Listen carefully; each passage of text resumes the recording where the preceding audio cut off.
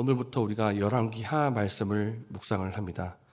이 열왕기서라고 하는 것은 통일 왕국 시대인 솔로몬 시대 이후로부터 나라가 남북둘로 갈라지고 그리고 그 이후로 나라가 결국 멸망해 가는 그런 과정을 보여주고 있는데, 특별히 열왕기하 말씀은 이제 아합 이후로 해서 다음 왕인 아하시아 왕을 시작으로 하여 그 북이스라엘과 남유다가 어떻게 망해가는지를 보여주고 있는 본문이라고 할 수가 있습니다. 이 아하시아는 말하자면 그 악한 왕이었던 아합 왕의 아들입니다. 우상 숭배를 했고 그리고 이방 여인 이세벨을 아내로 맞아서 나라 전체를 우상 숭배에 빠뜨리게 했던 그 악한 아합 왕의 아들이고, 아하시아 왕 역시 우상을 숭배했던 왕이라고 할 수가 있는데, 나라가 어떻게 망하는가 하는 과정 중에 중요한 죄가 있다면 바로 우상 숭배의 죄라고 할 수가 있습니다. 오직 하나님만을 섬기고 하나님만을 의지한다는 이 언약을 어기고 우상을 숭배했던 그 백성의 모습이 어떠한가라는 것에 그 단적인 예를 보여주는 것이 바로 아하시아라고 할 수가 있습니다. 이 아하시아가 하루는 어떤 일이 일어나냐면, 난간에서 떨어지면서 다리가 다치는 일이 생깁니다. 다리가 다치면 이제 나아야 될 텐데, 그 낫는 과정 중에 아하시아가 어떤 행동을 하냐면, 하나님에게 나아가서 이 고침을 받으려고 하는 것이 아니라 이 우상 숭배가 되는 바알세붑에게 나아가서 이제 고쳐줄 수 있느냐라고 그렇게 물으러 갔다고 하는 것입니다. 이 일이 엘리야에게 들리자 하나님께서 엘리야에게 말씀하시기를, 이스라엘에 이 병을 고칠 만하게 물을 만한 신이 없기 때문에 너가 지금 우상 숭배가 되는 바알세붑에게 가서 물으려고 하느냐.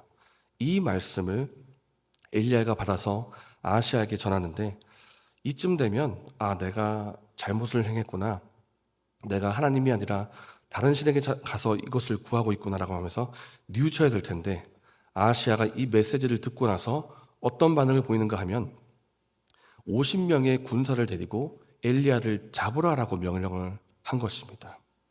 그래서 이 왕의 명령을 따라 군대 장군과 50명의 군인들이 엘리야를 잡으러 가는데, 하나님께서 어떤 일을 일으키시는가 하면 하늘에서 불이 떨어져서 그 잡으러 왔던 50명을 다 불사르는 그런 무서운 일을 행하게 하십니다. 이 불타는 일이 한번 있고 나서 아하시아가 또 한 번 50명의 군대를 또 보냅니다. 그런데 또 엘리야를 통해서 하나님께서 하늘에서 불이 떨어져 50명을 다 불사르는 일이 일어납니다. 근데 아하시아가 이 장면을 보고도 세 번째로 50명의 군대를 보내는 것입니다. 오늘의 본문이 바로 그 내용을 말하고 있는데, 만약에 여러분 앞에서 50명, 100명의 사람이 불타는 장면을 보고 있다면, 그 다음에 내가 가는 차례라고 하면 여러분 어떤 생각이 드시겠습니까? 아마 일반적인 사람이라면 모두가 다 공포와 두려움을 느끼게 될 것입니다. 동일하게 이 세 번째로 가는 50명의 군인들, 50명의 그리고 50부장이 두려움의 마음을 가지고 엘리야에게 가서 이제 목숨을 구걸하는 것입니다.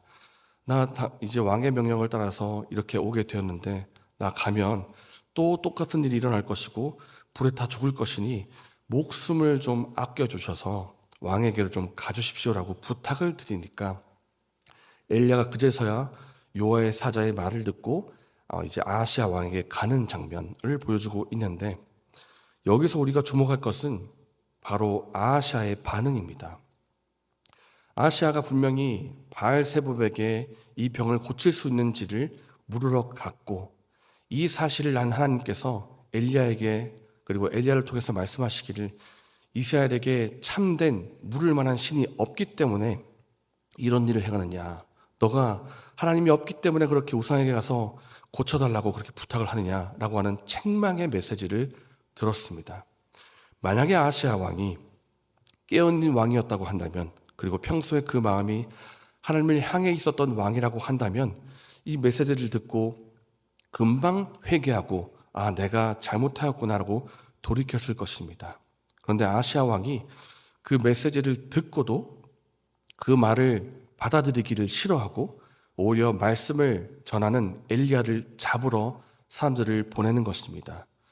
그 보낸 일 때문에 50명이 불에 탔음에도 불구하고 그래도 깨우치지를 못하고 50명을 또 보내는 것입니다. 그렇게 세 번째로 50명을 보내는 실수를 범했다라고 하는 것입니다.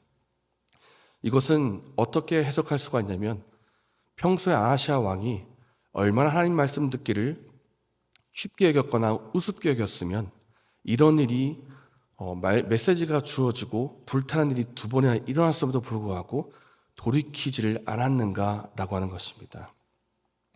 우리가 평소에 하나님 말씀 듣기를 어떻게 듣는가, 그리고 우리의 마음의 영적인 상태가 어떠한 상태에 있는가라는 것이 너무나 중요합니다.